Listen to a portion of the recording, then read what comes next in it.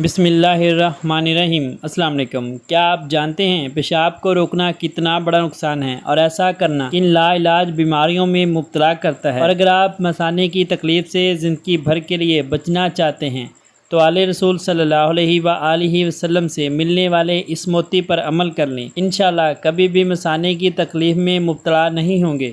مزید ویڈیو کو دیکھنے سے پہلے ہمارے اس چینل حکمت اور روحانیت کے راز کو بھی سبسکرائب کر لیں اور ساتھ میں اس گھنٹی کے نشان کو بھی دبا دیں۔ شکریہ۔ آل رسول کی بہت بڑی ہستی، ہمارے سروں کے تاج، فرمانے ابو الحسن علی بن موسیٰ رضا المعروف حضرت امام رضا سلام اللہ علیہ فرماتے ہیں، جو شخص چاہے اسے کبھی مثانے کی تکلیف نہ پیش آئے، اسے لازم ہے کہ پیشاب کبھی نہ روکے۔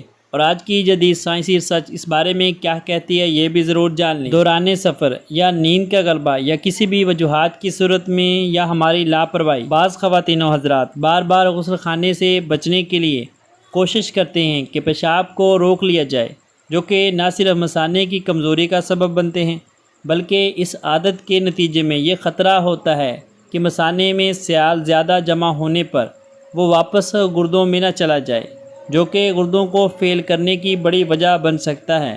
اور یہ کوئی عام سی بات نہیں۔ ماہرین صحت کے مطابق پیشاب کو روکنے سے مثانے کے باہر موجود مسلز کمزور ہو جاتے ہیں، جس کے بعد پیشاب انتہائی کم مقدار میں لیک ہونا شروع ہو جاتا ہے اور وہ گردوں اور معدے سمیت جسم کے دیگر اندرونی اعضاء کو متاثر کرتا ہے۔ پیشاب کو روکنے سے بعض دفعہ پیشاب کی نالی اور گردوں میں انفیکشن، دیگر لا علاج امراض کا خطرہ بھی بہت زیادہ بڑھ جاتا ہے۔ قربان جاؤں آل رسول کی ان عظیم ہستیوں پر جن سے ہمیں صدیوں پہلے ہی ان مشکلات کا حل دے دیا۔